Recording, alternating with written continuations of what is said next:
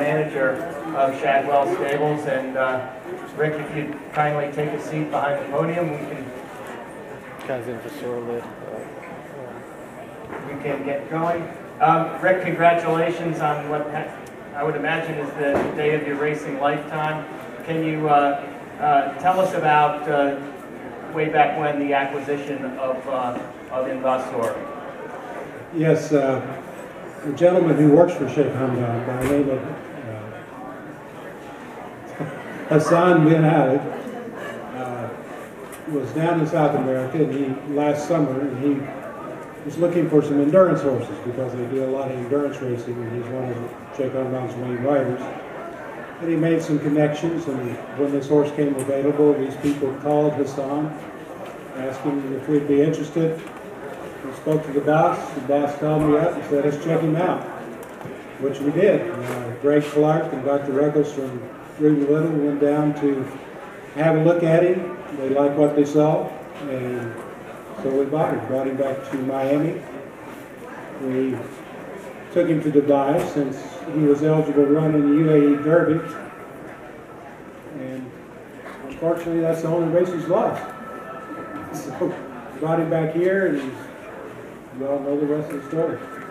And Rick, could you fill us in on Sheikh Hamdan's reaction after the victory? I might be able to tell you just yes.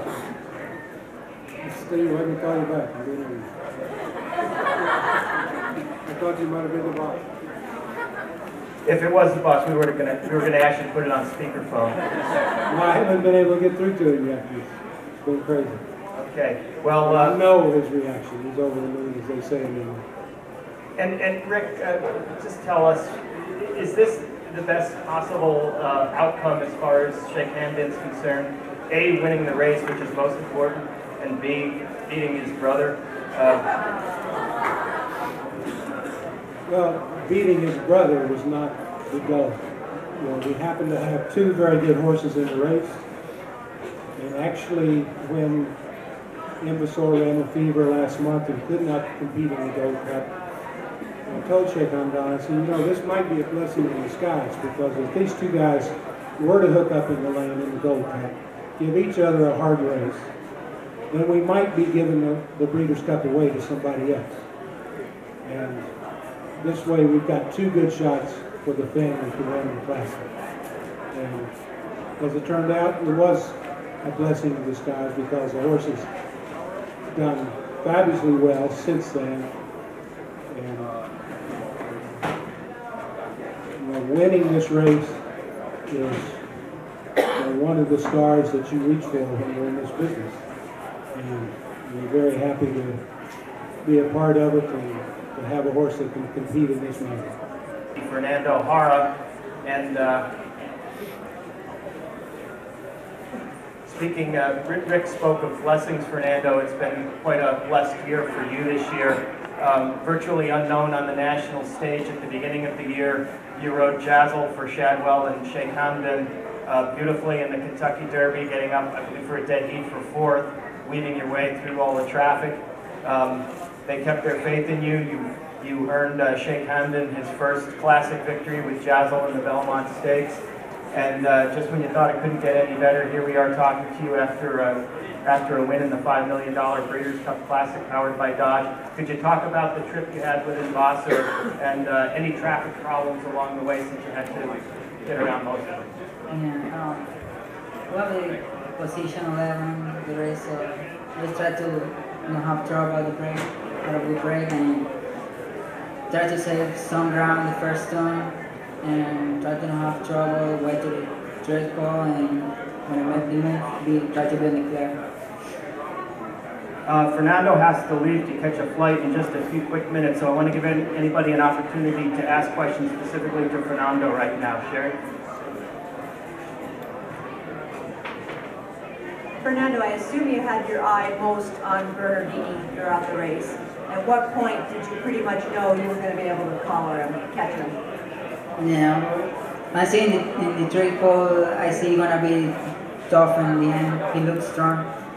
And when I see the quarter pole, I asked my horse to give me all.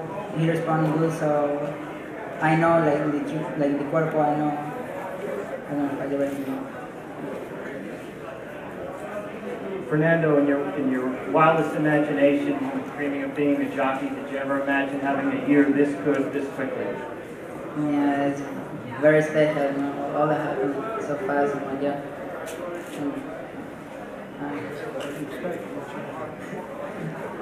Say that again, Rick. What do you expect from a champion?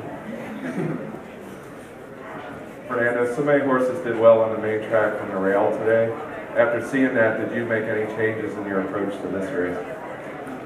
Sorry. So many of the inside horses did well today. Did you make any changes after seeing that? Yeah, when I said try to cover him to.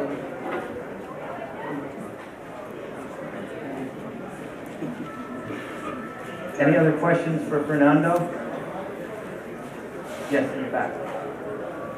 Fernando, I'm not sure if you're 17 or 18, that young, that brilliant, winning the Belmont Stakes, coming to Churchill and winning the biggest race in the American racing calendar.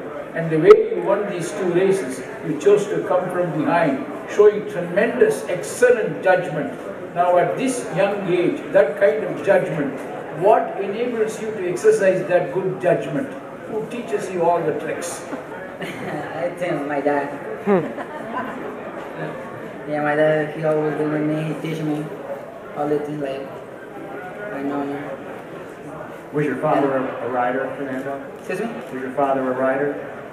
Gary Bailey and instead of 15K too from Panama too, so it's like my dad idol.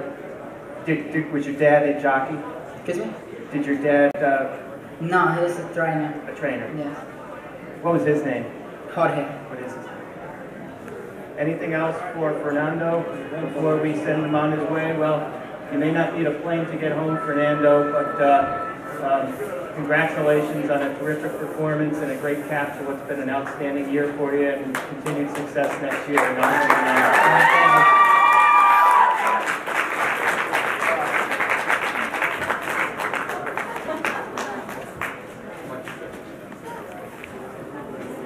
Okay, we'll stick with Rick Nichols here, and as we said earlier, Kieran McLaughlin